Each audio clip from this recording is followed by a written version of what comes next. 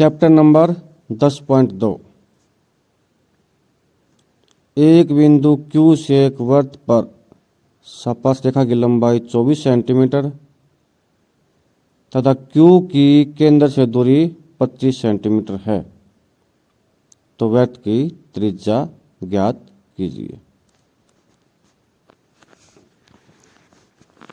बाहरी बिंदु Q है। Q से PQ की लंबाई स्पर्शरेखा की लंबाई 24 सेंटीमीटर और Q से केंद्र O की दूरी है 25 सेंटीमीटर और ये और P को मिला दिया, यह होगी त्रिज्या। अगर ध्यान दोगे तो चित्र में त्रिज्या होगी समकोण त्रिभुज OPQ। ये समकोण त्रिभुज है। OQ तक के कर्ण है और PQ के है आधार है, OQ लंब है, तब हमने OP काटना है। तो माना त्रिज्या के है 8 सेंटीमीटर और PQ दिया हुआ है 24 सेंटीमीटर, OQ है 25 सेंटीमीटर। तो हम लंब काटना है। लंब का तरीका है कर्ण का वर्ग माइनस आधार का वर्ग और सारिया के है वर्गमूल। लिख देंगे पाइथागोरस प्रमेय द्वारा। तो लंब काटना है। लंब कितना है 25 और आधार कितना है 24। 25 का वर्ग माइनस 24 का वर्ग और सारे का स्क्वायर रूट बराबर 25 गुणा 25 कितना हो गया 625 और 24 गुणा 24 कितना हो गया 576। इसका हो गया सारे का वर्गमूल। 625 माइनस 576 ये घटा दिए, वर्गमूल 49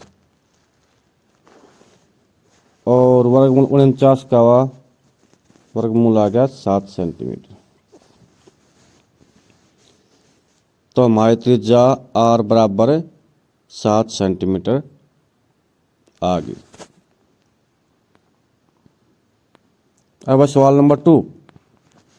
केंद्र O वाले किसी वृत्त पर दो स्पर्शरेखाएं इस प्रकार हैं कि कोण POQ बराबर 110। तो हमने ज्ञात करना है PTQ। सवाल नंबर 2 यह हो गया आकृति। PT और QT के है दो स्पर्शरेखाएं हैं।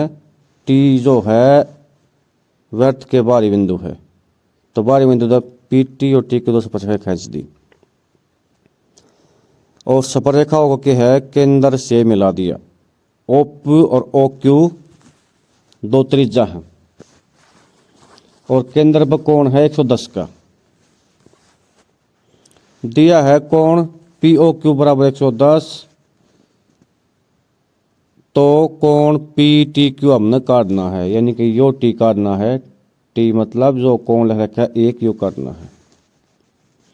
तो हल कोण POQ जमा में कोण PTQ बराबर 110। स्पर्शरेखा द्वारा केंद्र पर बना संपूरक होता है, यानी स्पर्शरेखाओं द्वारा जो केंद्र पर बना कोण है उनका योग कितना हो है 180। संपूरक के है 180। यह हमारी प्रमेय है। इन स्पर्शरेखाओं द्वारा के है केंद्र पर बना कोणों का योग कितना हो है 180 होता है। तो POQ जमा कर दिया 110 जमा में कोण PTQ बराबर 180।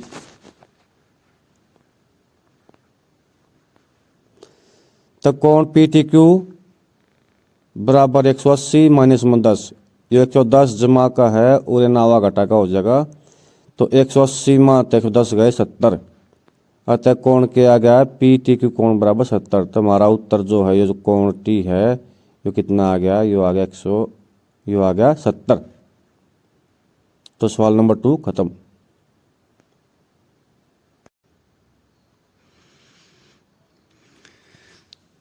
सवाल नंबर 3।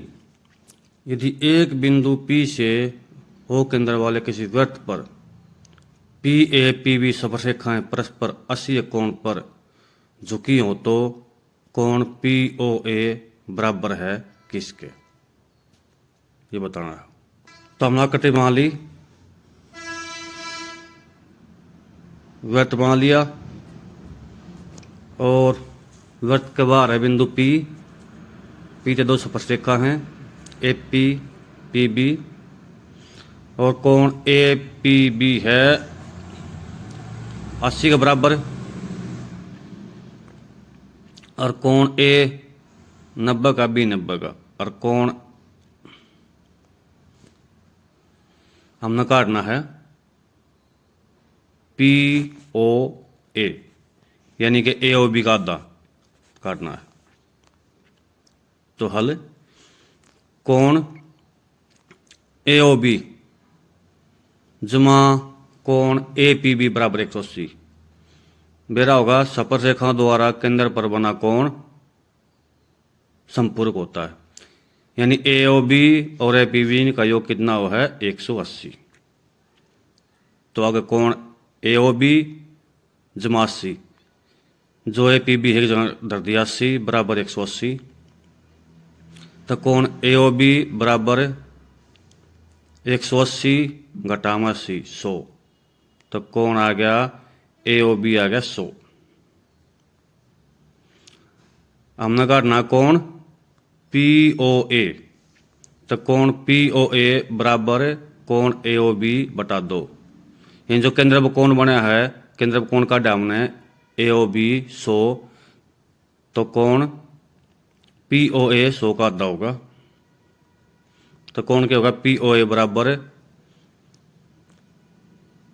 कोण ए ओ बी बटा 2, तो कोण पी ओ ए बराबर 100 बटा 2 बराबर 50।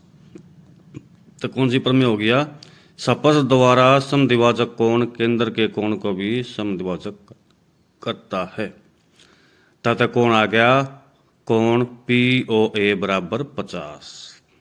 तो ये सवाल के है, यहां खत्म हो गया। अगला सवाल नंबर 4,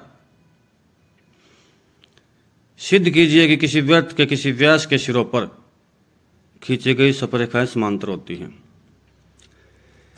सिद्ध कीजिए कि किसी वृत्त के किसी व्यास के सिरों पर खींची गई स्पर्शरेखाएं समांतर।